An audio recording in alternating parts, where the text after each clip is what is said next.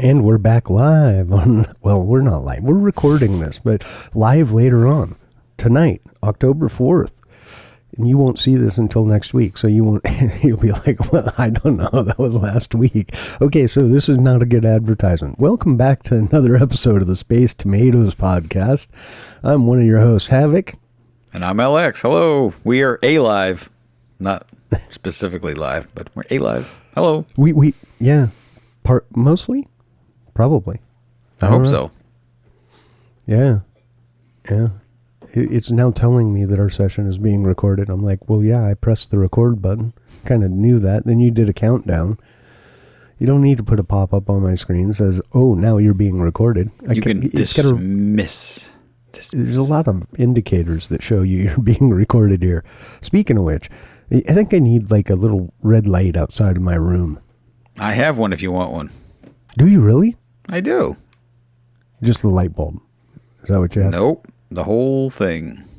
The studio light? I did. I have a couple of them. I had them set up here. And then when I did the drywall, I took it off. Patched the hole. Yeah.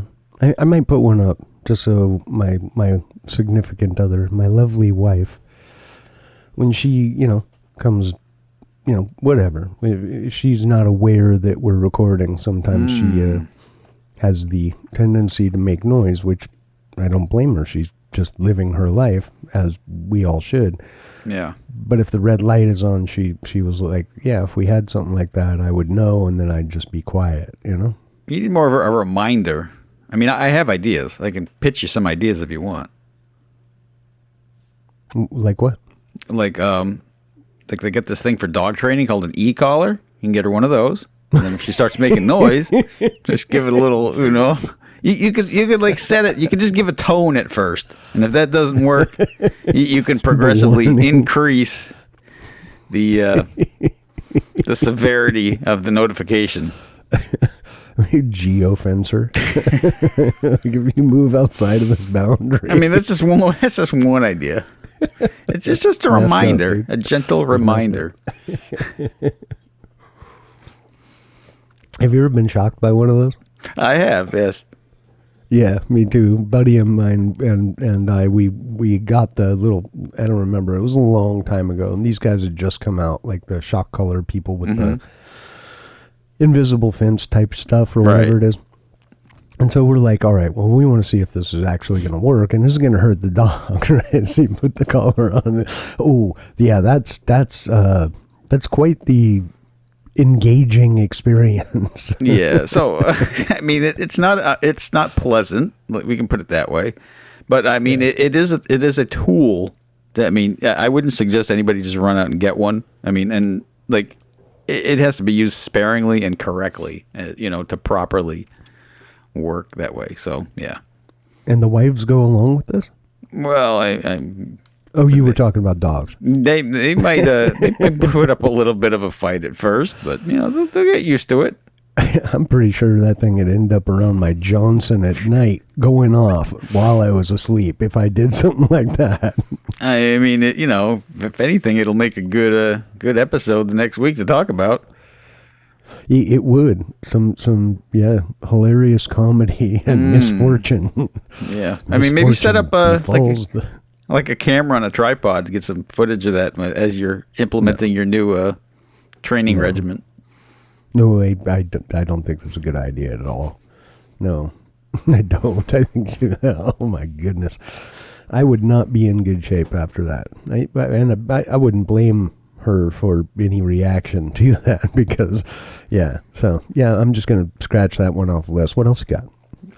I guess just go with the stupid light, boring light. Yeah, light, notification, communication. Hey, by the way, this is going on. Yeah, maybe a little better than Zap.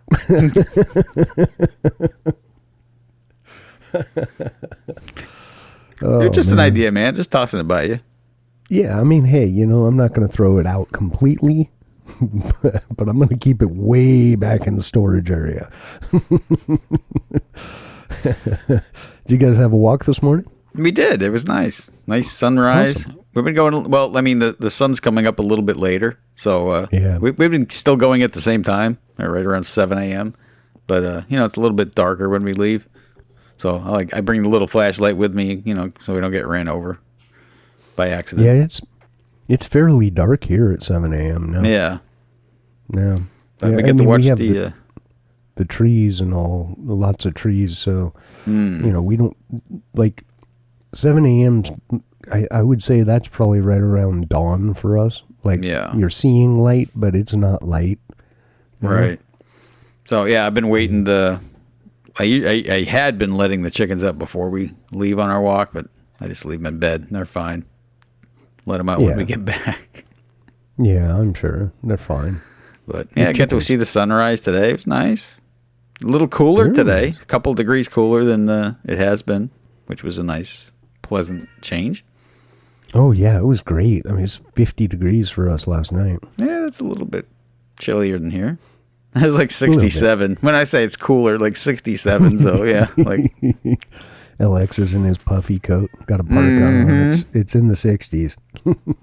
She got me some new sweatpants for when it gets cold there to walk.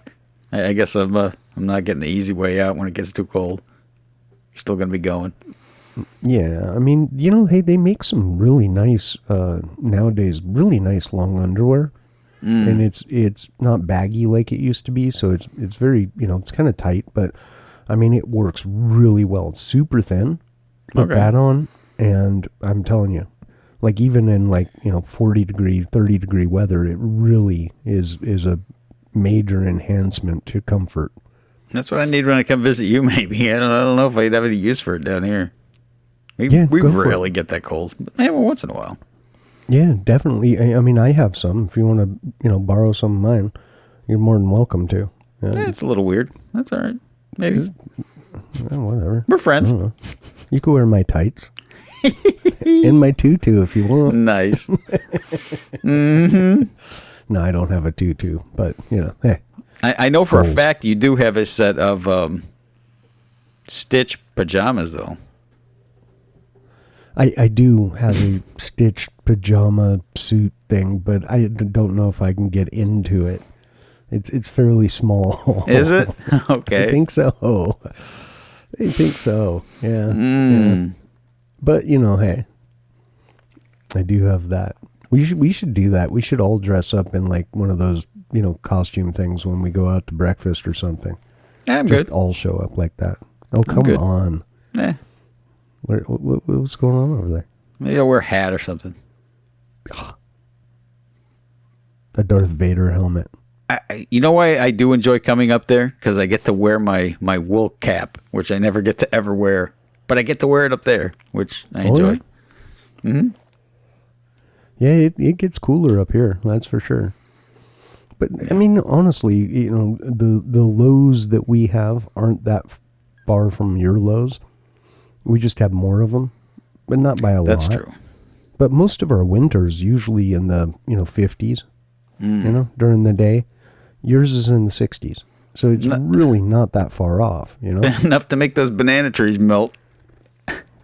Well, that's at night. Usually that's at night, and every once in a great while we'll get a real cold snap, and that's messed up. We have to take all kinds of precautions because we're not in a northern climate, right? So things aren't built for getting into single digits, maybe very briefly, but not we had almost a week or about a week one time where we were in single digits, and it was tough. We had to cover stuff, put light bulbs in the well rock, halogen lights to generate heat in the well rock. We had to, do the same in the chicken coops, because our chicken coops are pretty large. I mean, they're well built. They're very nice chicken coops, but they're large. And even though we have a lot of birds in there, sometimes it just gets cold. It's probably that same week that we were down in the teens and the 20s for a solid week, and everything died. All the yeah. But that banana tree supposed to last to 20 degrees. No, it did not. It hit 32 and it just melted. The whole thing just bleh. Literally took a picture, sent to the people, and they're like, All right, we'll give you your money back, and you can have free whatever you want. Was it an ice cream banana? It was, yeah. See, you'd think by the name that it should handle that, right? Yeah, well, they even said, again, they listed on the site, it'll be good to 20 degrees. So we thought, well, if we cover it at we added a pile of mulch, which, by the way, the thing just loves. We haven't done anything to it. And now there's 3 of them and 2 pups. So they like chicken manure, too. Yeah, I've heard, yeah. But, I mean, we just piled mulch on them. And we have literally done nothing with these things at all this year. And they are in great shape. No water. We went like a month without any rain. But oh, wow. Partially because of the mulch, partially because at the bottom of that taproot is clay, right? So okay. It's soaking up water and it's been fine, you know? Nice. Yeah, it's really nice. Yeah. So. We've been doing some planting of our starts. They're coming around. It's getting that time. Nice. We got some apples this year, which is nice. Ooh. Next year, I imagine we'll get a bunch. They're not pretty. They're ugly apples compared to store-bought apples because we don't spray a bunch of crap on them. But they taste all right? They taste great. Oh, yeah. Good. They're not like good crab apples or cider apples or nothing. They're Fujis. Oh, all right. So they're very, very... so for me, I like the Fuji because it's a very dense apple. Right? Like one of my things, and I hate to even say this, but I do. Like if I go to buy an apple from like a farm stand or whatever, I always grab it like I'm turning it around in my hand or something. And then I just apply even pressure with my thumb. And if it goes pop and makes a little dent in it, I put the apple back. I want nothing to do with that fucking apple. Really? No, I want an apple that doesn't squish in. And that's a Fuji. They're very dense. They're very, very sweet and juicy and everything else. But that density to me is the thing. I don't like, I can't stand biting into like a, what do you call them? The Red Delicious or whatever. And you bite into it and it's got that pithy, like it's not, you know what I'm talking about? It's I get what you're saying. Bleh, that grosses me out. You know what grosses me out? Like the ones you buy at the store that, dude, they're I mean, they try to make them look nice. They're almost like candles. There's so much crap on the outside, like, and you can't get it off. Like, I mean, I would just eat it, but like the last one we got, like I ended up peeling the skin off because I don't want to eat like a friggin' candle. It's gross. Yeah, we've actually gotten a couple of them. My wife loves apples, and I'm real big on like, don't buy them. I don't care how cheap they are. I don't care how beautiful or delicious looking or whatever they are. If they're not organic, do not freaking touch them. Okay? Because these things are loaded with pesticides, loaded with them, and fungicide and herbicides all around them. And they're just, sprayed constantly. Right. Right. And so we've gotten some apples that she's bought that have this new, what do you call it? A peel? A peel, yeah. Yeah, a peel. Yeah, we've gotten apples that have been fermented internally that look beautiful on the outside. You cut them open, they smell like they're about to make alcohol. Wow. Yeah. Yeah, it's pretty gross. And so I'm like, yeah, don't bring that crap in the house. Don't buy it. I don't care, right? No. Because I think they do that with a lot of produce. Well, that stuff, right? They do, and that stuff you can call and ask, like not only companies but also groceries. Like, do you stock things that use a peel? And they have a list of them. They'll tell you. You may have to call and get hold of someone and then call back to get a hold of someone else and keep dialing for donuts, but you'll find the info. There's also some websites out there, and I don't have them readily available to me, but I've been told in some of the groups that I'm in that are around gardening and self-sufficiency and local resilience about this stuff, right? And I would strongly urge people to not buy that stuff because you have no idea. They claim it's safe, but they claimed glyphosate was safe, right? And it's not. right? I mean, at least according to court documents, it's not, right? I can't say that for sure because I'm not a part of these, things. But from what I've read, it's been proven to be unsafe. And to be honest with you, that's not even surprising to me, right? Like pesticides, no, they're not safe. They're safe and effective. No, yeah, right. Here we go again. Go down that road again? No, don't want to do it today. It's a beautiful morning, man. It's cool outside, like beautifully cool here. It's like 65 or something right now. It's just gorgeous. Carolina blue skies. Trees are starting to change color. I was wondering about that. Yeah. Nice. Yeah, my wife enjoys that part the best on the way up there because we don't really have much color change in the leaves. No, you don't. No. Is they going to have any apples for us when we get up there, or are they going to be all gone? From our trees? Yeah. No, they're done. Oh, okay. Yeah. That sucks. Yeah, maybe next year we'll get a bunch and leave them. We'll store them, put them in storage. But they were pretty good. They were pretty good. Yeah, they just looked ugly. They had kind of That's all right. They were spotty on the outside. They looked like they had been dirty, but there's nothing dirty about them. You just, the peel is what it is, and I ate it. Didn't hurt me. You're not dead. Tasted just fine. You didn't turn into a zombie. Nope. Tasted great. I was like, well, let's check it out. So cut into one, took a bite, and I was like, ooh, that's good. Yeah, it was yummy. That's awesome.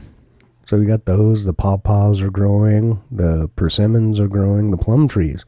Next year, I got to trim out those plum trees badly. But I need to trim the plum trees and get them thinned out a little bit for some airflow and stuff. But I mean, those things, you saw the pictures, right? Mm-hmm. I mean, there's so many plums on those things. We literally have to go and pull off plums when it's just producing them. Otherwise, it won't be able to feed all of the plums, and they start dropping off. Or worse, in some cases, there's too many plums on a branch, and it'll just bend the branch and snap it. Oh, all right. Yeah, so I'm really excited about all that stuff in the upcoming year. It's getting there. I got to take a picture of that papaya tree for you and show you what that thing's doing. Hopefully, it makes it through the cooler season. I don't know. We're kind of like borderline, like where we are. If we don't have like a very cold winter, it should be fine, right? Yeah. I would think. That'd be neat. I would enjoy that. Yeah, me too. But it's a no-go for us. I mean, unless we turn the garage into a greenhouse or something. There you go. That's another option. I would like at some point to have a real greenhouse, I just, and the geodesic dome, there's a company that actually makes greenhouses that are geodesic domes. They're amazing. And they were built for people up in, the northern portions of Canada, right? So that you could grow during the winter months. Nice. You still got the vanilla? You still got the vanilla bean plant in your shower, whatever it is, the bathtub? Yeah, sure do. Yeah. It likes humidity, so every time you go and take a shower, the place gets steamed up a little bit. So it really likes that. And then as far as care, I just have like a sprayer for starts, basically. Have you seen one of those? It's like a Hudson sprayer, but it's like maybe 1 gallon, not quite a gallon, Yeah, we use the big one. So we got like the 1 gallon or whatever and just, Yeah, this is basically made for, greenhouse type environment. And so, I just used that and mist it until the water droplets start coming off the leaves. And that seems to be its happy place. And then probably every 2 to 3 weeks, I give them about half of that amount of water and just dump it in. The soil doesn't really retain water, but I like to get it a little saturated. And then they're in terracotta pots, big terracotta pots with the saucer on the bottom, so it captures the water, which increases the humidity in the area. I don't know that we'll ever get vanilla beans because my understanding is the vanilla bean wants like 79 to 80 degrees with like a perfect humidity. And yeah, that's not going to happen. But they could live in our laundry room. That would be perfect. Yeah, they would die. The heat would go too high. No, I mean, so our laundry room is like slightly hotter than like the air conditioning in the house for some reason. But yeah, no, maybe we should get one for out there. Oh, yeah. I mean, hey, they're except right now it's freezing back there because we have the AC unit in the window for the starts back there to keep it cold. But yeah, they're pretty cool. They're vining up and they're doing pretty good. One of them's suffering a little bit because I keep. So we open the blinds in there, and we have these blinds that are like the house we rented, right? So it's basically got solid slats and then like a sheer, and then a solid slat and then sheer. And so as you pull them up, you can leave like the solid slats overlapping, and you get windows of sheer. And so I open them up like that to give the things light, right? But not direct sunlight. Okay. But then, if you do that in the summer, you have to be real careful. You can only do it during a portion of the time. And if you're like me and you forget things, then the next morning the sunlight comes directly through that sheer. And even though it's coming through sheer, the vanilla bean goes, hey, I'm going to die. The leaves, the section of leaves, you could see like there's a leaf, there's a leaf, there's a leaf. Wow. Yeah. They must be hard to grow because they're like stupid expensive when you go to buy them. Yeah, well, they take a very long time to, I think it's like a year, 18 months or something to produce. And they require that 79 to 80 degrees with like, 70, 80%, I don't know what it is, but a really high humidity level. So, but they're really cool. I like them. And they, hey, it's bringing fresh air into the home. So that's true. Yeah. And I'm actually kind of amazed because while I have somewhat of a green thumb when it comes to gardening and things of that nature, indoor houseplants, I always kill them. Always. I've always killed them. Always. Like, I had a friend bring me for a housewarming gift when we first moved here. A houseplant. And I was like, oh, dude. He's like, it's easy. You just got to water it. I'm like, you say that, but every time I have a houseplant, it dies. So we could bring you a snake plant. She propagated a bunch of them things. A snake plant? What's that? It's I don't know. It's got like this big long leaf thing. It's an indoor plant. Don't take much. You don't barely have to water it. It's just a big leaf?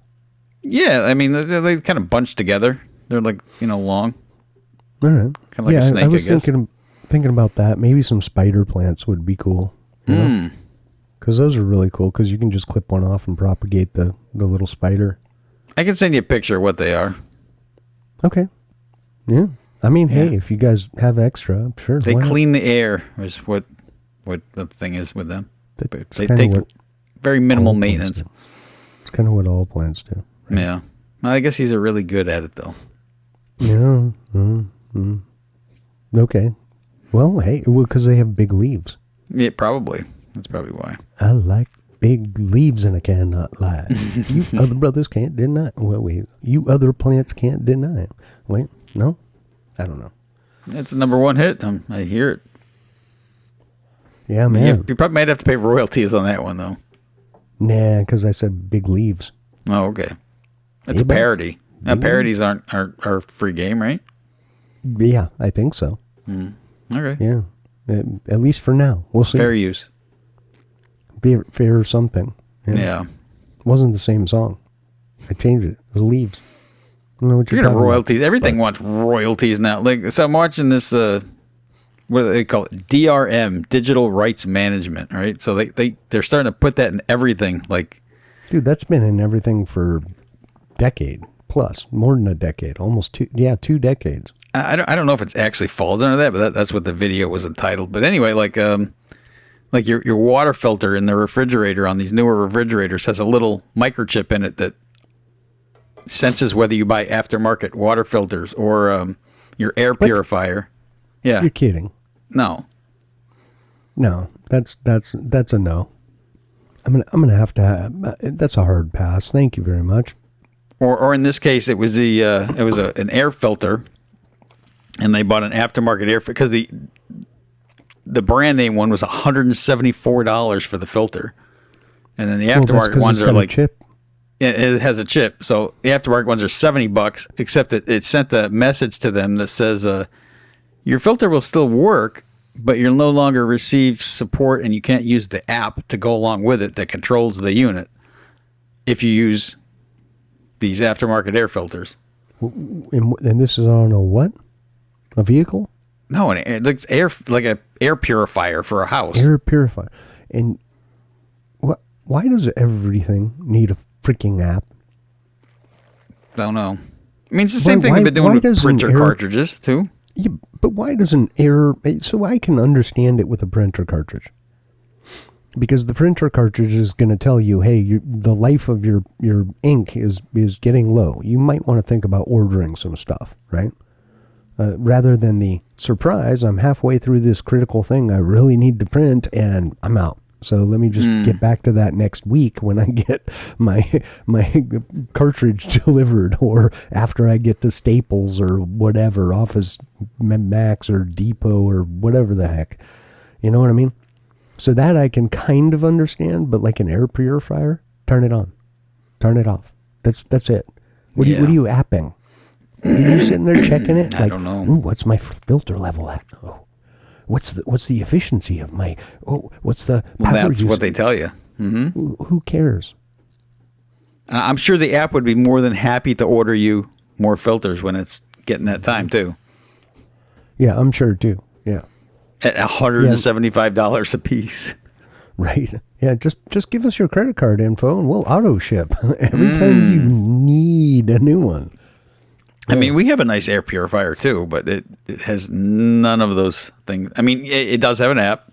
It has all that stuff, but there's no microchip in the filters. Not in the model we have anyway. The new ones maybe. I'm not really sure. Yeah, I'm not big on that. I'm kind of weird.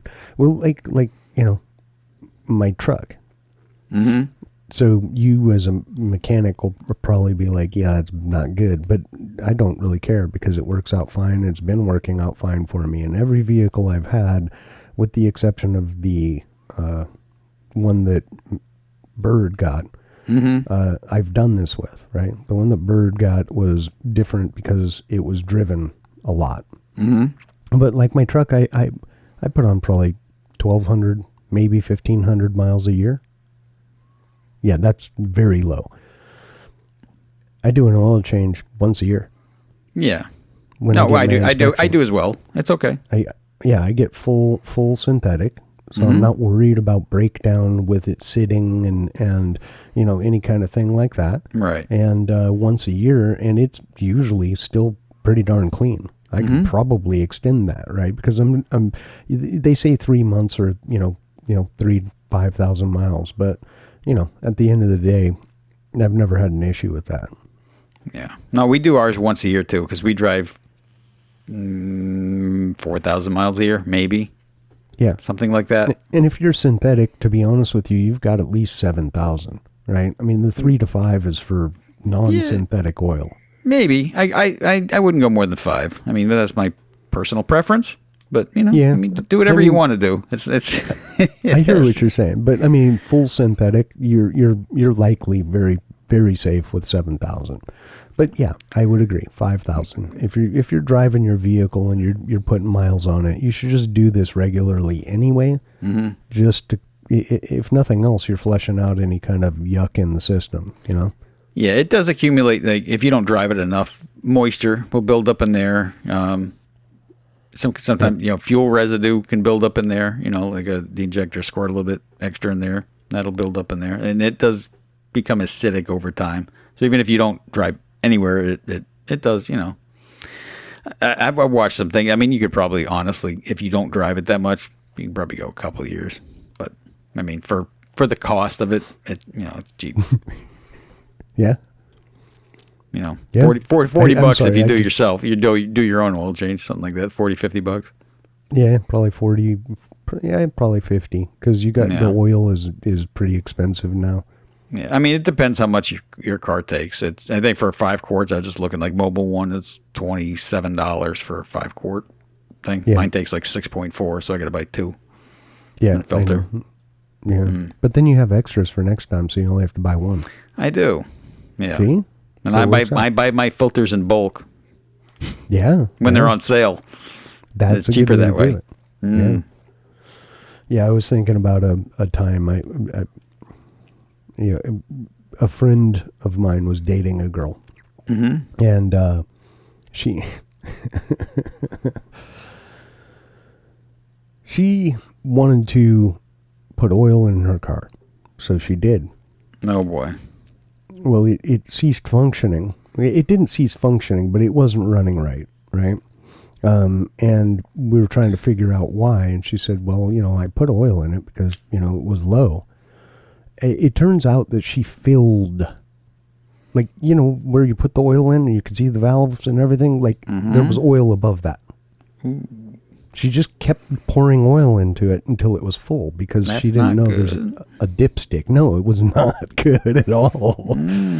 What's amazing is it did still kind of run, but not well. Not well. Yeah, for a while at least. I mean, she didn't try and drive it much because when she started it up, it was sputtering and blew smoke everywhere.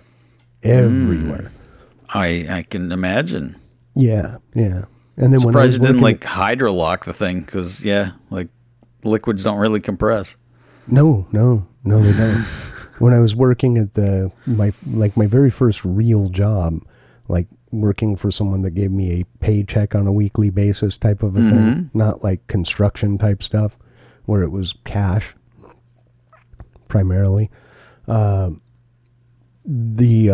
had an older lady came in a Cadillac, right? This is back in the 80s. Okay. And she went and filled her car up with diesel. And back then, the gas tanks didn't have like the special, like the nozzles weren't different sizes. There wasn't like it doesn't fit type stuff. You know what I mean? Yeah, bad. She goes, well, what do I do? And I'm like, I would call a tow truck and a mechanic. Yeah. That's exactly what I would do because you're going to need to completely drain and flush the lines. That's not as bad as the other way around, though. Putting that's gas true. in a diesel, that'll totally mess you up. Yeah, big bomb. Yeah, that'll destroy your injector. But that's a lot more expensive. Yeah. The injectors are gone. The ejector pump's gone. And she was like freaking out. And I'm like, it's not going to be that big of a deal. You're just going to have to disconnect your lines, empty the tank, and then drain and flush, essentially. Yeah. It might smoke a little bit. For a little bit. Yeah. Well, hey. Little 2-stroke in the throw a little mix in there. It's just 30-1. It's fine. Causing problems. I have seen videos of guys accidentally putting that diesel exhaust fluid into their diesel tanks. That stuff's nasty. Ooh, gnarly. Yeah, on a newer truck, if you smoke your fuel system like that, you're looking at tens of thousands of dollars to replace all that stuff. Oh, I imagine so. Especially if it comes to injectors. I mean, those injectors nowadays are pretty science-y things. Yeah. No, they're expensive. Really are. You got like 8 of them in there. Unless you get a Dodge, you get 6. But yeah, the injector pumps aren't cheap either. Yeah. Yep. What are you going to do, though? I mean, I don't know. Probably enough car talk, unless people like car talk. I don't know. I could probably talk about cars for a while. No? What are we going to talk about then? If I don't know. Talking about cars. I can talk about cars all you want. Fast cars and fast-growing plants, man. Like radishes. I'm excited for radishes, dude. Oh, really? My goodness. I love radishes. Absolutely love them. I like, the alums are one of my, brassicas, alums, right? So brassica, for people who don't know, that's like cabbage and kale and broccoli, Brussels sprouts, cauliflower. These are all brassicas. Swiss chard, is that a brassica? I don't think it's a brassica, but I'm not positive. But I don't think so. But I love Swiss chard. Swiss chard to me is spinach that's worth it. That's what Swiss chard is. Like, you can get this huge harvest of spinach and you go to saute it and you get like, this little teeny piece, like this much on your plate, like a whole pan full of spinach, overfull of spinach. And it comes out to like, this much. And you split that between two people and you're like, it's barely anything. Chard, on the other hand, maintains a lot of its structure, right? So you saute it, it wilts just like this. And I think it has a taste very similar to spinach, and it has a nutritional profile very similar. Not quite as good as spinach, not quite as dense. But that structure allows you to use far less of it and get, a good amount of food. And so I really love Swiss chard. I think it's wonderful. Oh, and we got sweet potatoes. We got to get out of the ground hopefully soon. We do too. Yeah, like those guys, because they just sit in the garage all winter. You just go pick a few out, and you're done. They do raise your blood sugar a little bit, though. Yeah, probably a little bit of a glycemic index to them, I think. They're also like a big time superfood. I mean, they're so good for you, nutrient dense and everything. And I don't, at least now, I don't have any kind of a, sugar issue, so I don't really worry about things like that. And they're, I think, better in general for you than a standard potato. Because things, for sure. Those things will spike the hell out of your. Yeah, definitely. Yeah, no. If you have to choose one over the other, I'd definitely choose the sweet potato. Yeah, so I'm kind of excited to try some sweet potato fries in the air fryer. Right, so not fried fries. Like, do some steak fries. How about kale? Do you like kale? I do in certain circumstances. I can't say I'm a huge fan of kale, but I do like kale. My wife was on a kale kick. We grew it, and it actually grew pretty well. She made a bunch of salads with it. It grows great, and that's it, right? You can throw some in a salad is my kind of thing, right? Mm-hmm. Not all kale. Like a kale salad to me would not be very tasty. But having some kale in the salad gives it a different texture, a bit little different of a flavor, and I like it.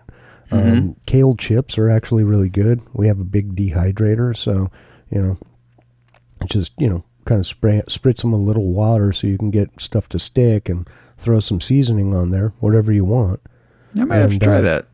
Throw it in the dehydrator, and then you've got something that's like a chip. It's not the same. But, it's good. It quiets that snacky urge, you know what I mean? And it's healthy. My wife likes the crunchy stuff. She bought some seaweed chip thing to try. She did not like that. Very fishy. Yeah, she did not like it at all. Yeah, I'm not a fan. But then again, I grew up, basically right around the ocean. So I thought it was okay, but yeah. Yeah. But kale's much better. It doesn't have that taste. But you want to harvest them young, right? Don't let them get super big. They're okay for salads, or if you want to cook with them, if they're big, but younger leaves will be better for chips. Yeah. All right. Yeah. The chickens also love it. You peel a couple leaves off for them, and they thought it was party time. Oh yeah, they love most vegetables, man. Just love them. That's one of the things with the sweet potatoes. We grow them in these fire rings. They're between 32 and 36 inches, right, across, and they're basically just a metal ring, if you will, that we just plop anywhere. We put hardware cloth down to keep the voles out of there. And they are voles, not moles. Moles eat insects and are completely great for your garden. You don't have to worry about them. Voles eat roots.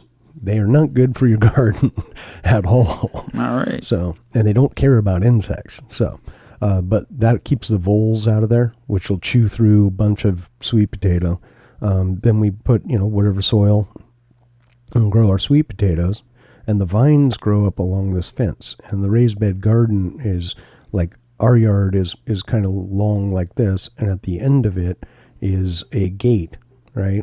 And then the actual fence continues on a bit further, and this little area is all raised bed garden, right? And then there's another gate that goes to the chicken yard. So in the winters, if we're not growing in the raised bed garden, we open the chicken yard gate, and the chickens come in, and they fertilize and till and get rid of all of the vegetation. It's just, nothing but dirt left at the end.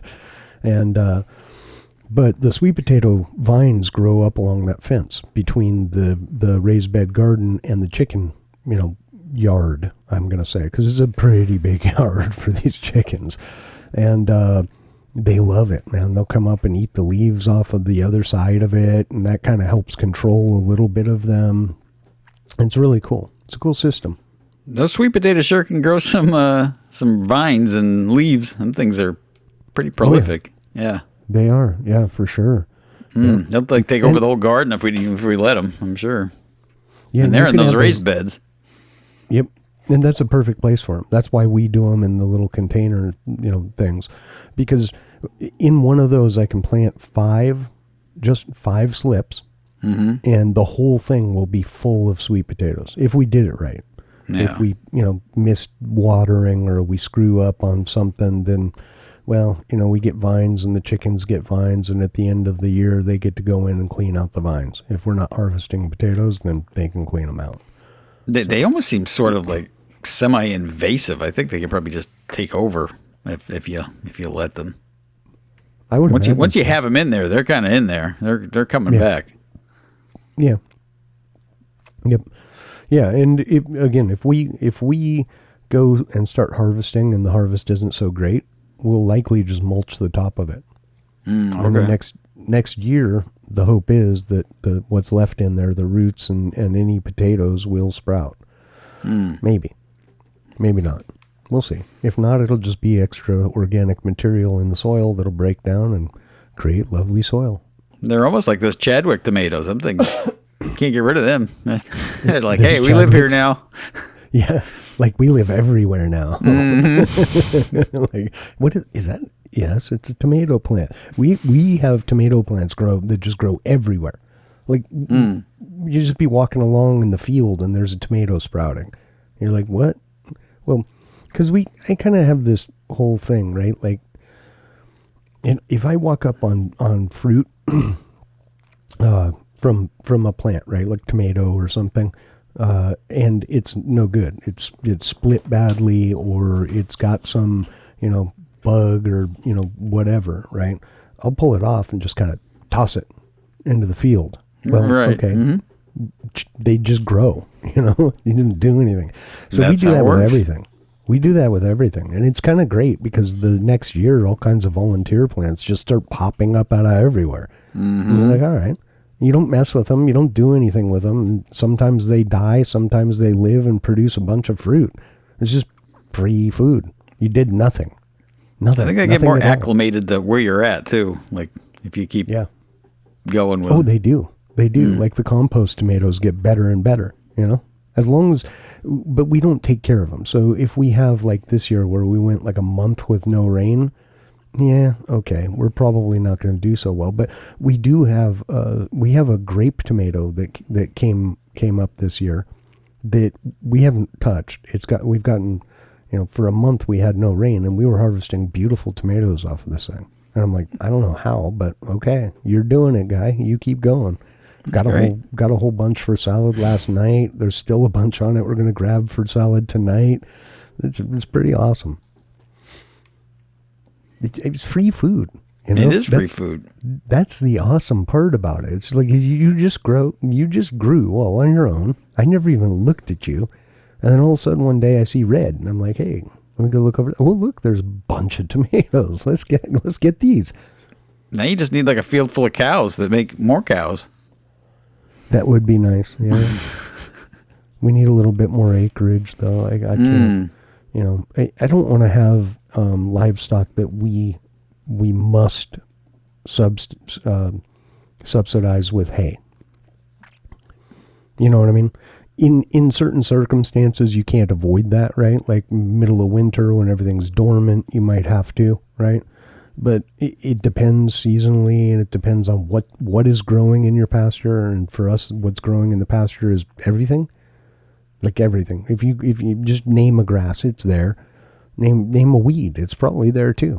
Regionally, that is. Obviously, if it doesn't grow here, it's not there. But, Johnson grass, sorghum, Sudan grass. I mean, we've got zebra grass. We've got freaking Bermuda grass out there. We've got winter rye. We've got fescue. We've got, you name it. And that biodiversity is what keeps our animals in good shape with pasture.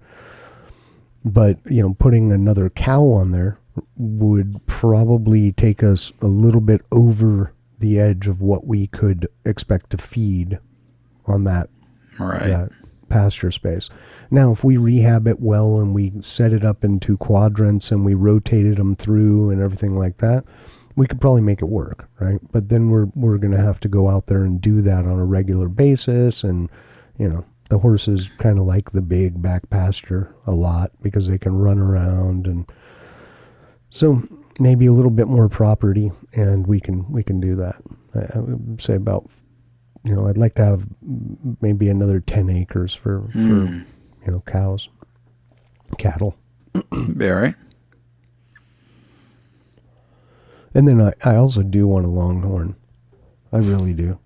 I want a longhorn, but that's not going to be for anything other than just a pet. It's just big, goofy pet. And it's going to be the coolest. It's going to be my pet. It's going to love me. Yeah, they'll probably go the same way as the goats. You're supposed to be for eating, and they just end up all being pets anyway.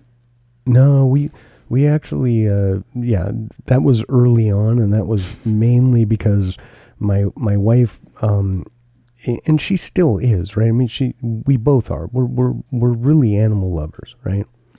But I grew up on a farm when I was young, so I got the lesson real quick. This is food. This is pet, and there is a big difference. And you want to be just as nice to your food as you are to your pets. You want to treat them well. You want to give them the best life you possibly can. But at the end of a specific amount of time, it's going to, be culled and processed for food. And that's what keeps us going. My wife, not so much. Not that mindset. Not at all. Nope. Can't do it. Nope, we're not doing that. Yeah, I'm with her. I don't know, man. It would be a hard thing for me. Yeah, it's pet, not pet. I'm sure I would adapt, but I mean, at first it would probably be difficult. Yeah, and that's what it took for her, right? And then she got, she couldn't even stand the thought of culling a chicken. And she got to the point where she can go do it by herself. Oh, okay. So, she's good with that, and she's gotten to the point where she's like, yeah, okay, we can do that. I don't have heartburn. So, we still have the wishbone from our first turkey that we, raised and then harvested and then subsequently ate. It was a very tasty turkey, but it was gigantic because, oh boy, there was a period of time where they decided that, oh my gosh, we can't have these small processors. They might, there might be food safety issues and we can't inspect them all. So it's illegal to do it now. And only the big processors could be done. Well, we weren't set up to process turkeys. That's a whole different ballgame, right? It's a much bigger bird. We don't have kill cones for them, which is just basically a cone that you hang. We have one on a post. And if you hang a chicken upside down, it will start to relax and be pretty chill. And then you take it, fold its wings, and drop it down like this, and its head comes out the bottom. And so it's chill, it's relaxed. It'll, kind of resist at first in the cone, and then it'll just kind of chill out, and then you just, and into a bucket. And at this point, you've taken care of that. Well, the turkey doesn't fit in the dang cone at all, not even a little bit. So, yeah, we had to take them to get get processed. And so there was a big period of time, like 6 months, where we couldn't get them processed because of this stupid regulation. And then they finally realized, after people are like having to toss, they're having to cull animals without being able to process them. Okay, so if you think of the worst case scenario, so it's a waste all the way around. Exactly. And so they finally came back and said, okay, we're going to allow small processors to exist again. And we got them processed, but the birds literally like 32 pounds dressed. So how do you cook that? Does it even fit in the oven? Oh, I smoked it. So low and slow. Okay. Yeah. We gave a couple out because I think we harvested 11 of them, I think. And so we gave a couple out, and one guy was like, dude, I had to take everything out of my oven and put the rack on the very bottom thing to even fit the dang thing in the oven. Right. That's what I was wondering. Like, would it even fit in there? Like a standard oven? Yeah, they were big, yeah. How long does that take? A while, yeah. So, and then we had another friend that just said, yeah, I didn't even bother. I broke it down. Legs, thighs, breasts, etc. And they said it was great, That's probably what I would do. Yeah. Well, we smoked the whole thing, and it turned out really well. It was really good. Too much food, but it was really good. And instead of one turkey made like a huge amount of stock afterwards too. So it was really nice. Yeah. You doing a turkey this year for Thanksgiving? I don't know what we'll do. We might. Our flock has had some setbacks, so we're hopefully not too far away from having a self-sustaining flock that'll allow us to harvest to cull turkeys.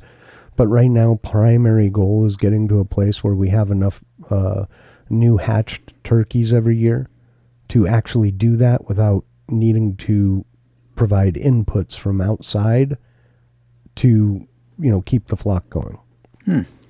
So right now, if we start harvesting them, we're going to lose. We'll have a problem. Yeah, we won't be able to buy more turkeys, and that's a problem to me, right? So, and a lot of this is personal choice as well. Like, we could go and just nab a clutch and hatch out 10, 12 turkeys, and they'd all probably hatch, and then we could keep them alive and keep them in a pen and grow them and, have turkey. But that's not how we want to farm, right? I want turkeys that are naturally hatching, which they do. We have that. And I want them to produce a flock sufficient enough to where we can, in the next, couple of years, hopefully, we can take, a couple few birds a year. And then within a couple few years, we can take, maybe a dozen birds a year. And that way we'd have one turkey per month. That'd be good. That's a good goal to have. Yeah, well, if you think about it, a turkey will feed, there's just two of us, right? So a turkey will feed the two of us for a good solid 3, 4, 5 days, right? And then all of that, material that's left over goes into this. I have a huge stock pot. That goes into the stock pot with some vegetables, basically aromatics essentially, because, but nutrients as well. Goes in there, and then we make, turkey stock, and, that comes out, and then all the leftovers go to compost, right? Which provides calcium for the plants and, a number of other nutrients. And that turkey stock, we'll probably get, 16 quarts out of that. And so we've got 16 quarts of stock that we can just go make turkey soup at any time, So it's one of those things. We really think about how can we make the best out of all of this, right? Like people say, don't buy steak with bones on it. Don't buy whatever with bones.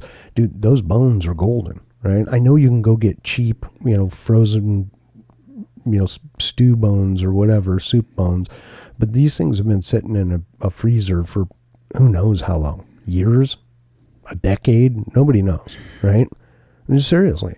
Especially depending on where you live. Like out here, they probably rotate through them more because people out here tend to do things like make their own beef stock and stuff like that.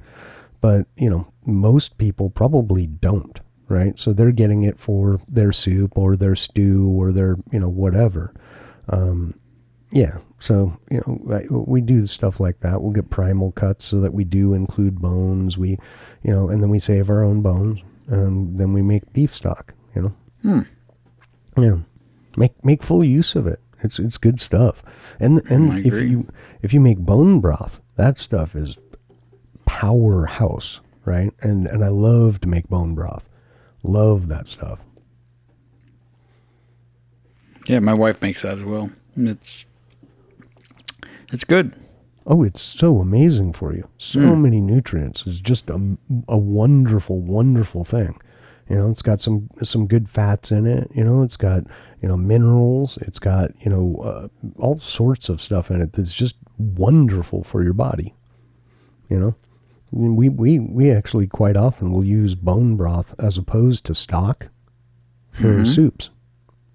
All right. Yeah. There's virtually no difference, right?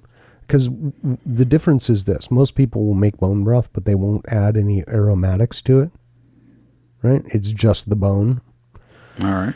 We will add aromatics to it so that it then becomes a bone stock, if you will, right?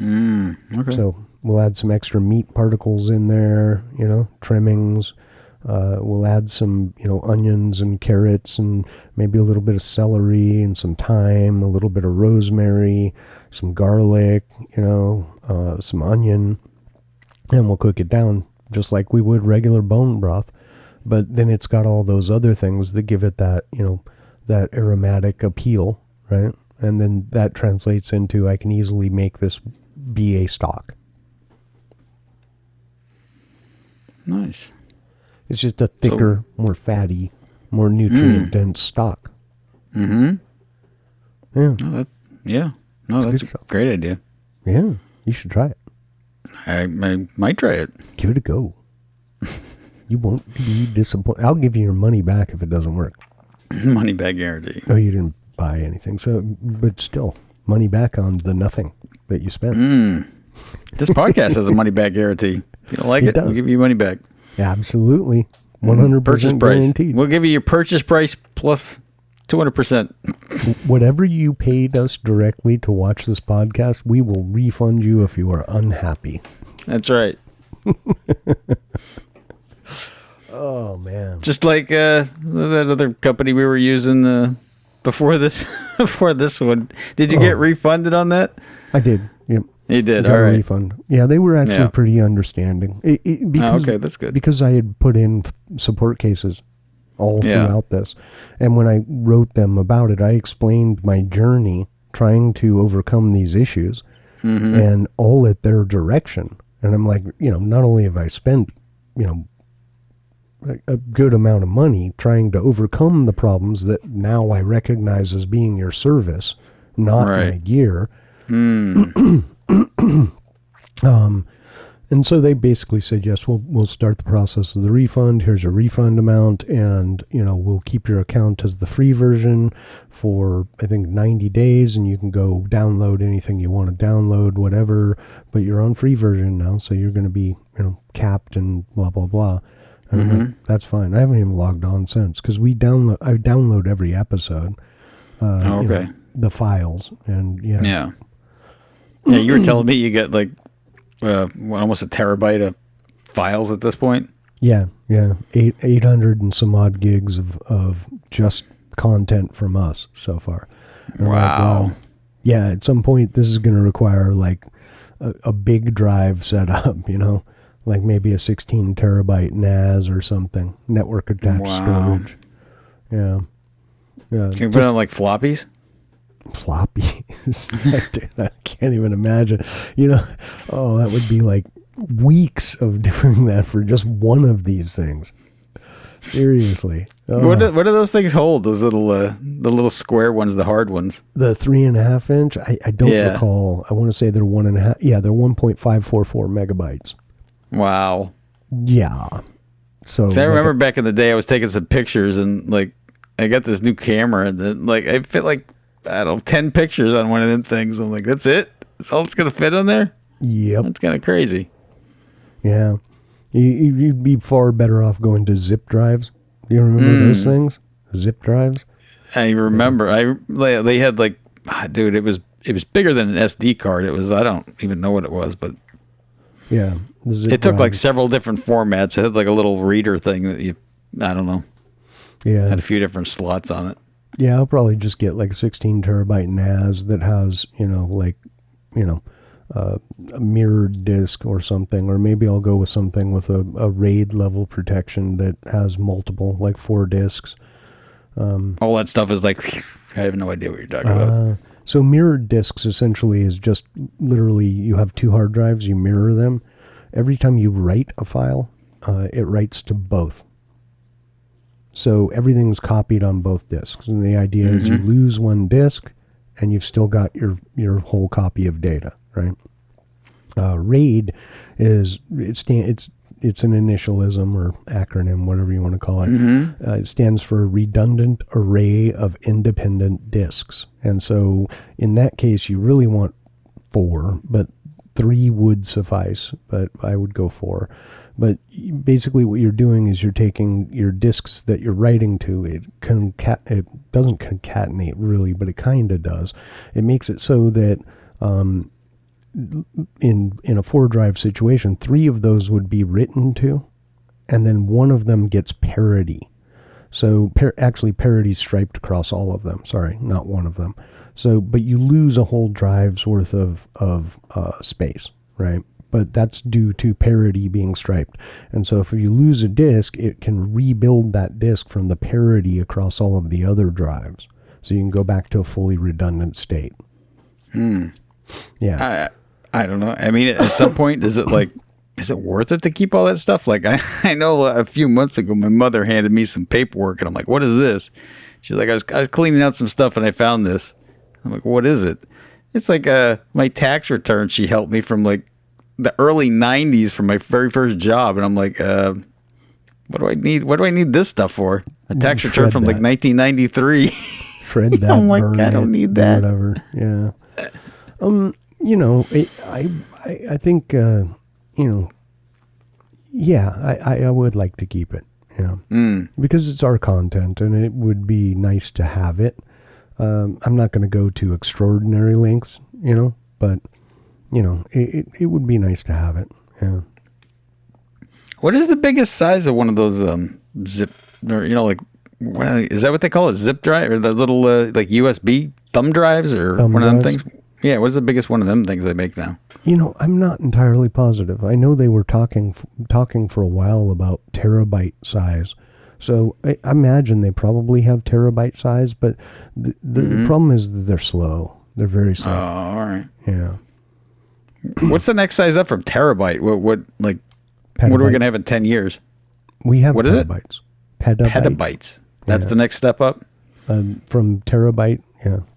Yeah, terabyte to petabyte, from petabyte to exabyte. And there are organizations out there that definitely have exabyte plus data sets. Yeah. Wow. Yeah, that's big. That's a lot. That's a lot. That's 1,000 petabytes, And how many terabytes is in a petabyte? 1,000. Oh, okay. That's a lot. That'd probably do you. Yeah, I don't need that much, but yeah. I mean, having 100 terabytes probably wouldn't be harmful, but at this point, it looks like it's taken us 5, almost 6 months to come up to. It'd probably be about 6 months per terabyte. So if I had something like 16 terabytes, I'd be happy with that. I don't need to keep it all forever, and at some point, I might just throw it onto a worm type of a drive, like DVDs or something. Just span DVDs with it. Yeah. How much can you fit on a DVD? It's not a whole lot, but okay. You can sit there and do like a backup of something, and it'll fill up on DVD, and that's disc 1, disc 2, disc 3, all right. With application, right? Certainly don't want these online, out on a cloud somewhere, and the only real reason for that is it's just a terrible experience trying to bring that much data back. Because these companies aren't giving you uber amounts of bandwidth to pull stuff back, so you're going to be way throttled, right? and you're just going to be sitting there chugging along, and eventually it'll disconnect. Your system will do an update. You'll reboot. Your internet provider will have an outage, whatever the case is, and then you're just back to, okay, let me download more.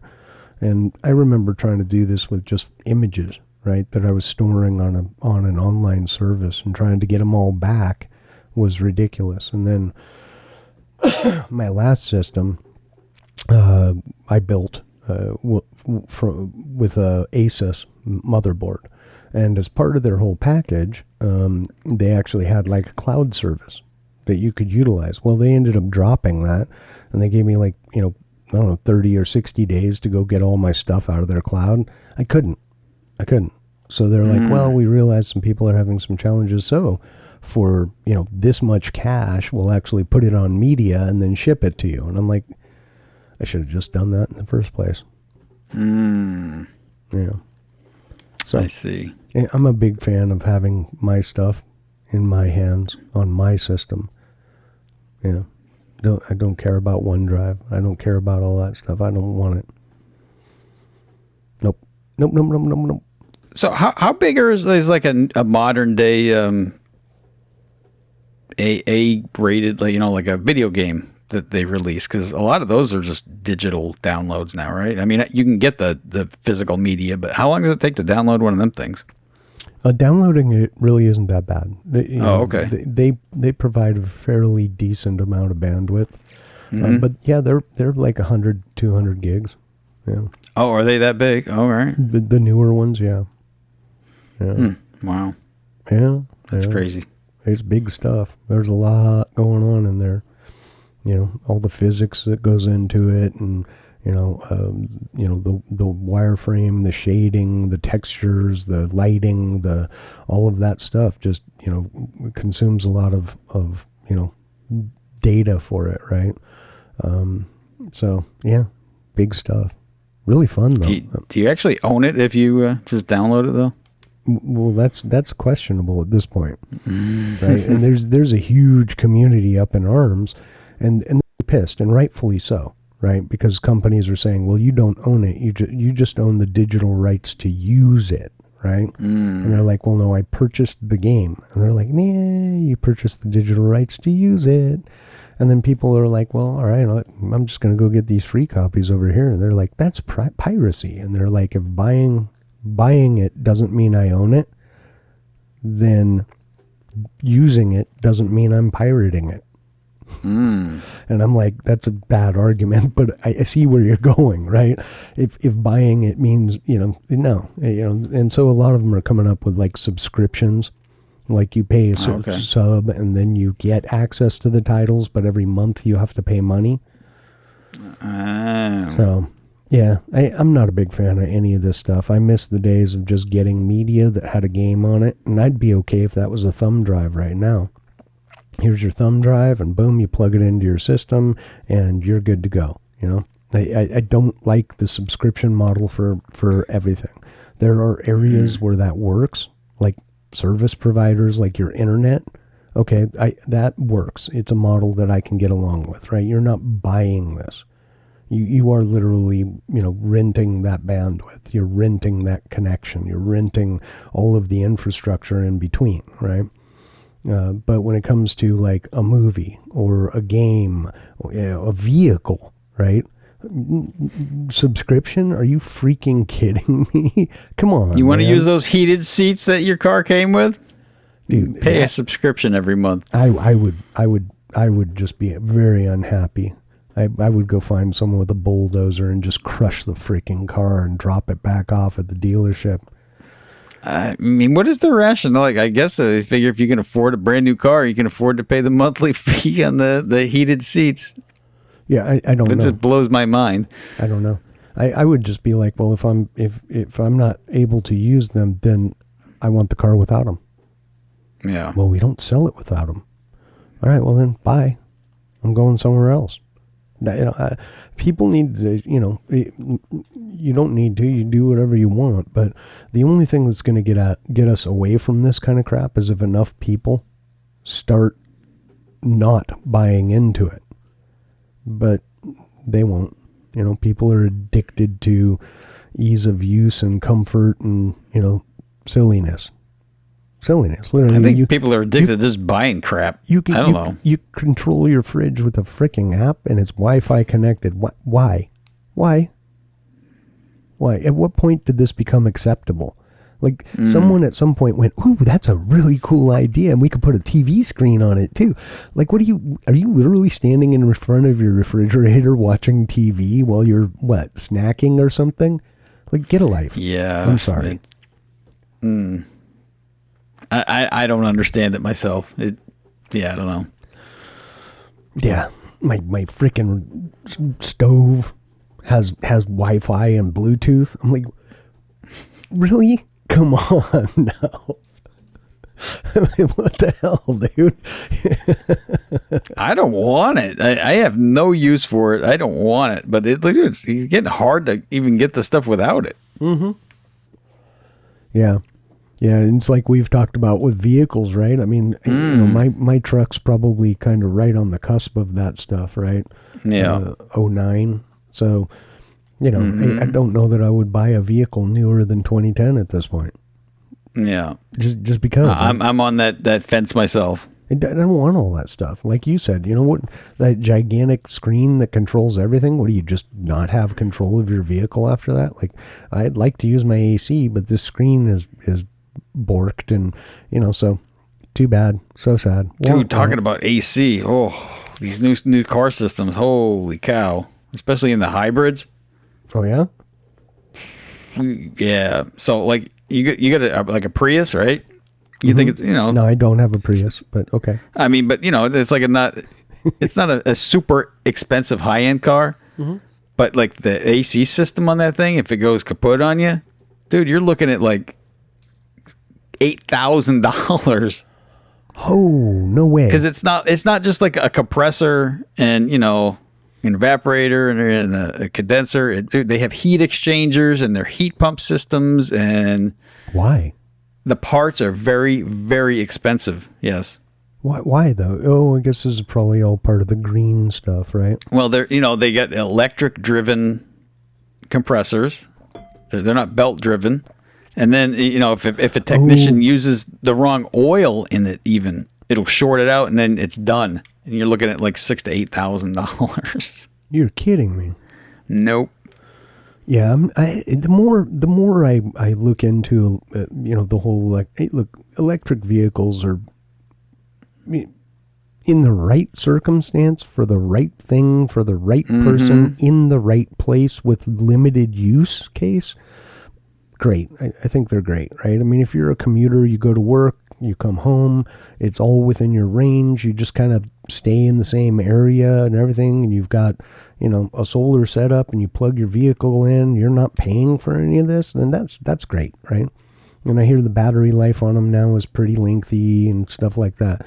But in general, I just don't see the use. I just don't. I don't see the utility of these vehicles for most people, at least where I am, right? I just don't see it.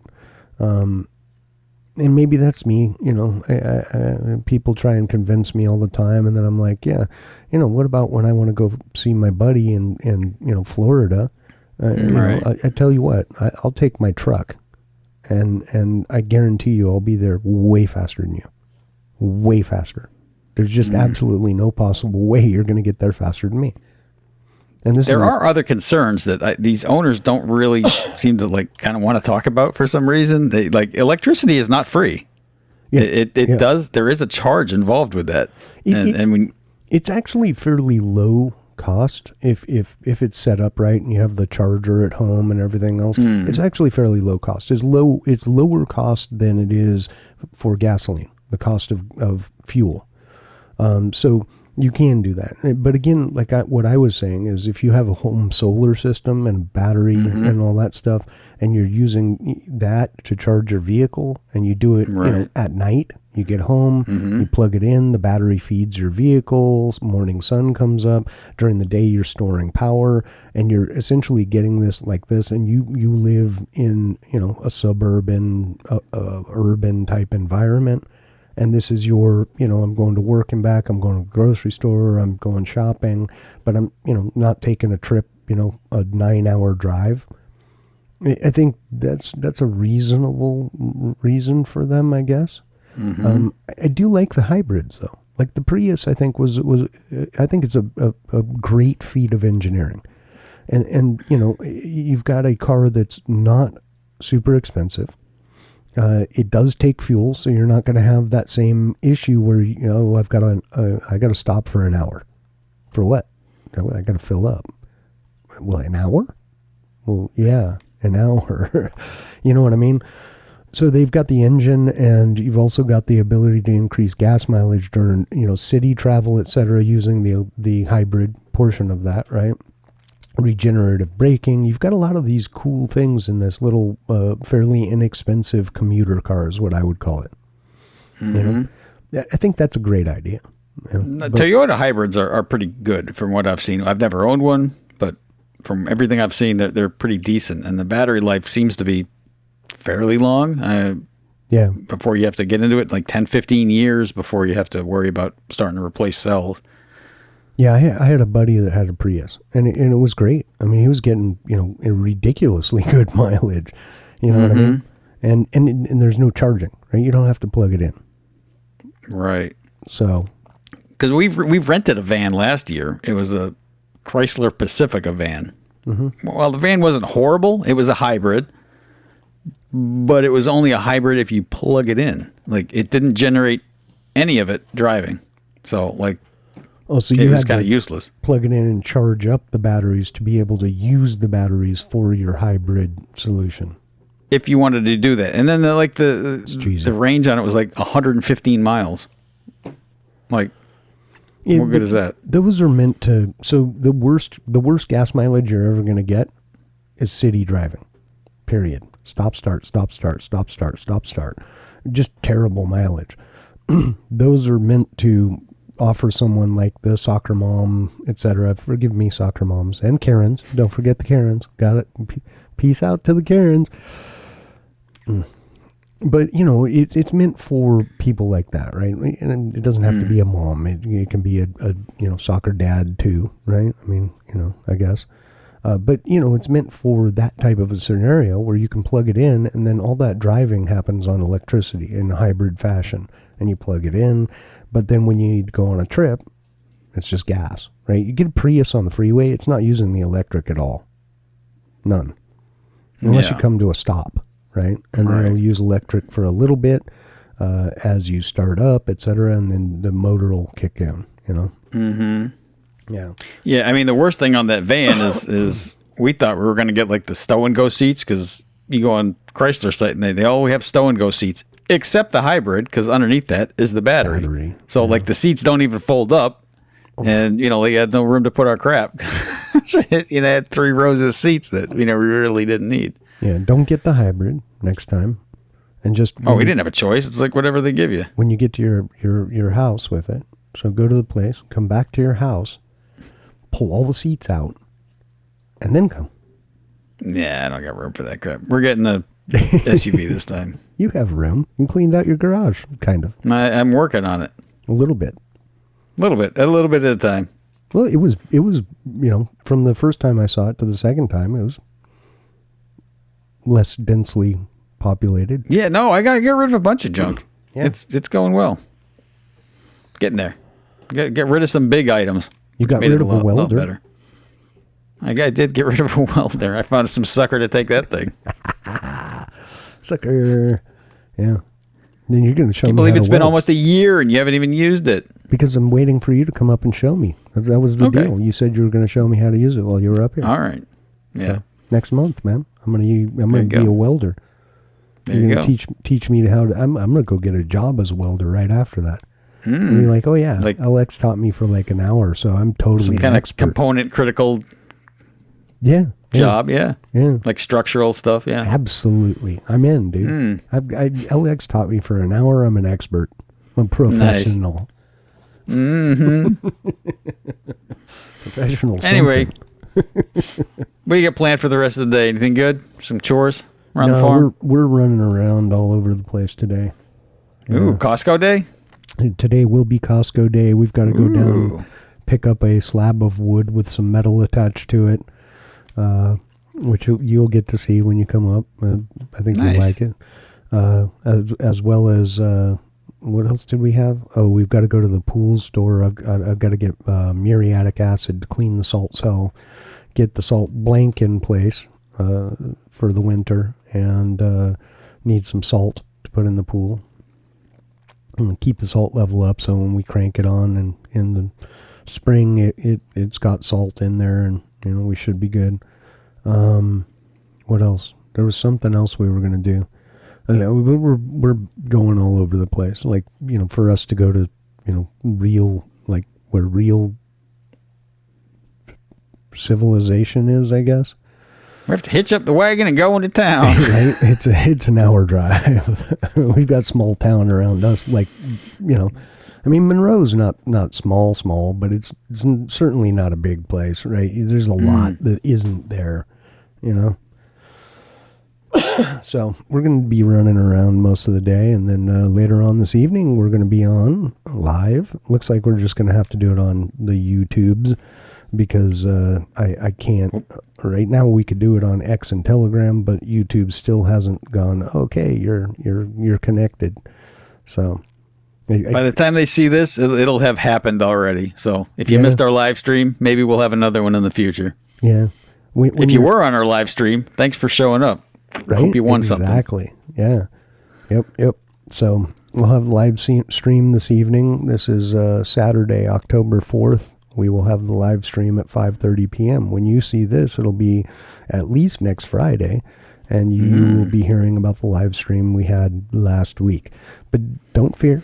We are prepared. We have contingencies. If nobody shows up, then what we're going to do is just, I don't know, I guess talk cry to in ourselves. the corner.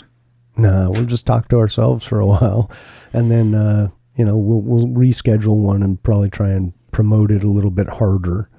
We could have probably done a better job at that. Well, I could have probably done a better job at that. Our social media manager over here is falling down on the job. Yeah. He doesn't like social media, so he's not the best social media manager, but he's we're hiring right now. He's what we can afford. We're hiring a social media manager. We're looking for one. Right, yeah. The pay's not great, let me tell you straight up. Excellent hours, zero pay. Yeah. No, yeah. To be fair, yeah, we don't really, can't do that. So here we are. We have no social media manager other than the two of us, and we have no editor other than, me. And LX wants to help, but again, technically. But you're great at it. I think you're fantastic at it. Well, you're so sweet. Thank you. It would be nice to have a little help on some of it. But anyway, hey, we pull it together. I think it's doing pretty good. We make it look nice for y'all and try and keep you entertained a little bit, give you some goofiness, a little slapstick, and some serious talk as well. This last episode came out, last night, a little spicy in there, a little bit of spice. Yeah. A little bit of an emotional roller coaster. Yeah, for sure. This one is a little more tame. A lot more tame. Yeah. Very, very chill. This is back to the chill us. Yeah. Let me pull out my list here. I can. Nope. La la la la la la la la. I can't hear you. I got a few keywords I could set to, set you off. Let's see. Government. Yeah. Okay. That's all it takes. Maybe we should just call it quits before we go down there. We're going to. There's no need to get spicy. We got extra spicy. So now we can be the super mild salsa, like Southern salsa, not like California salsa, like Southern salsa, where mild means like less spicy than ketchup. So, yeah. We're probably going to go visit our in-laws today. She just had my mother-in-law had one of her eyes, the cataracts done. So she's healing from that. Are you going to go, arr? No, you're like a clear eye patch thing. You got to go stop Not even by like a one of real those- eye patch. Dude, you got to go stop by one of those spirit stores. Okay, you get one of those little pirate things you can put your hand in, and it's got the little hook on it. Mm-hmm. Right. Just get one of those. They're like $2 or something. Grab one of those and bring it over. Hand it to her and just go, "Arr, matey." Nice. I think they might. She went for a follow up yesterday. She might have got the eye patch taken off. I'm not really sure how that works. Or you just walk in the door. You're not allowed to like bend over or nothing for like 3 days. You can't tie your shoes. Yeah, you don't want the blood pressure in your head to go up. Yeah. Yeah. You just walk in the door. Besides that, everything went good. So you walk in the door and you go, "Yo ho."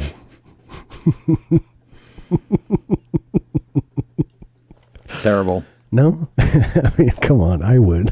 I'd totally be doing Maybe. it. But I guess maybe not a nice person. I think I'm a nice person. You're nice enough, mostly. I think so. I like me. So there you go. That's all that matters.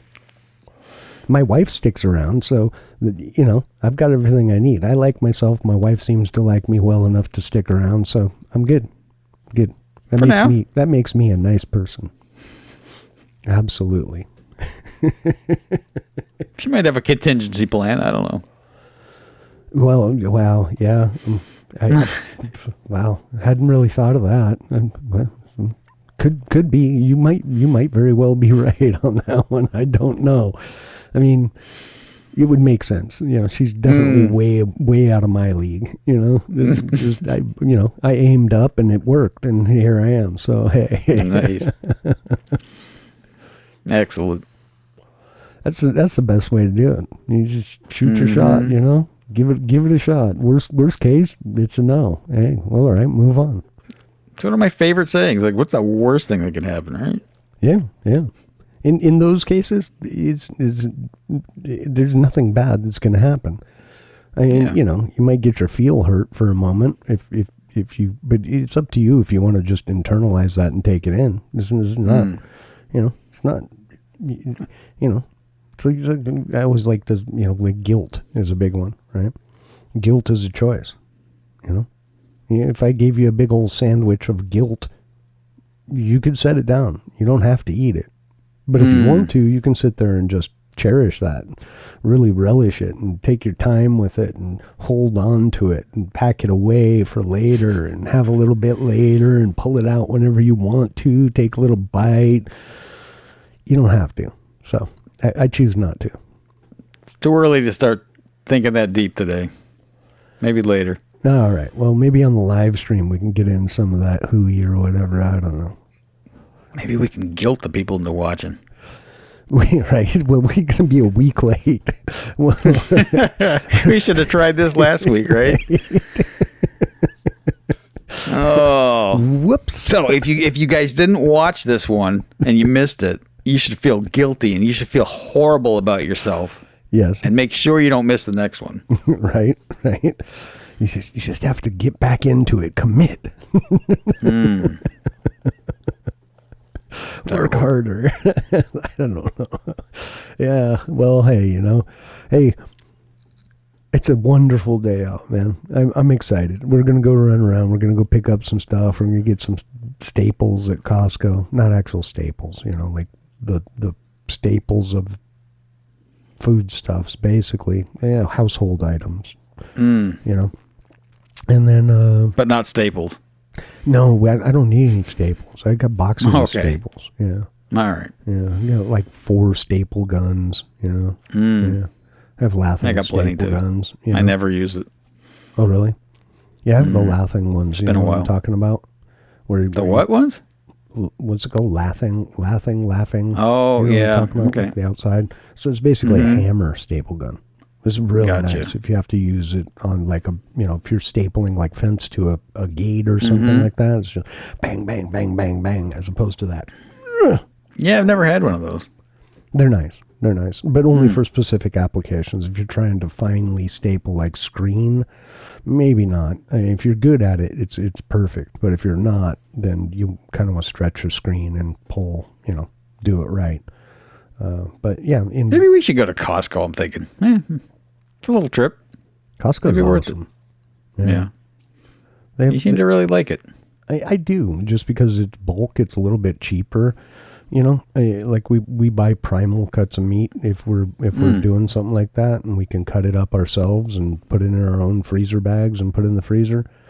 You know, when we're not buying from local farmers, which, you know, well, we do a percentage. I don't know what the percentage is, but we try. You know, we got a farm stand we go to quite often. Got my raw milk yesterday. I'm so excited. So good. So much better. Like, store milk is not good. It's just not. It isn't. It doesn't taste as good. It's not as good. It's lacking in nutrients. You know, I mean, there's just I think that whole thing, and we still have to do that show. Dang it. One of these days. Late. We're a month late. One of these days we'll get to it. Yeah, I'm still trying to get someone to come on for that. I really like to get someone that's more knowledgeable than I am to come on and talk with us about it. And I think I can, but it just got to be persistent. Yeah. So, I don't know. We'll see. But anyway, sounds like an awesome day for you guys. Going to be awesome for us. We're going to make the most of it. All right. You think we should go ahead and exit now? Yeah, let's do the wrap up. You do the thing. You're good at the thing. Do the thing. All right. Well, here's the thing. Thanks for joining us on Space Tomatoes Podcast for just one more episode here. And we really appreciate your time. Remember, you can find us on YouTube, Spotify, iHeartRadio, Podcast Addict, Podbean, X, and of course on our Telegram channel, where you can interact with us, download the movies. They're not movies. This isn't a movie. The podcast, the show, the session. You can download those and have them on your device, and, you know, that way you can watch them even offline if you want to. You know, taking an airplane ride, download one of our episodes. You don't need, you know, you just have it on your phone. It'll be in your gallery. You just click on it and watch it. It'll be easy. It's fun. Hopefully they're not 800 gigabytes. No, they're not. They're like 3.5, 3.8 or something like that. Because Telegram has limits. Okay. So, but anyway, you can find us on Telegram. If you want to join us and join in the conversation, you open up any browser and type in t.me/Space Tomatoes. All one word, no spaces. Capitalization does not matter. I don't believe. So you should be fine. If you have a problem, leave a comment and we'll get with you. Hey, if you liked our show, give us a thumbs up. If you didn't like our show, give us a thumbs down. Give us a comment. We'll respond. If you got suggestions for topics, suggestions for guests, you got anything like that, go ahead and throw that in the comments. We'll reply to you. And maybe if you're interested in coming on, we'll see what we can do about working you into a schedule and getting you on. And remember, wherever you are, whenever you're watching this, see, I can't even talk. Have an amazing day. Thanks, everybody. See you.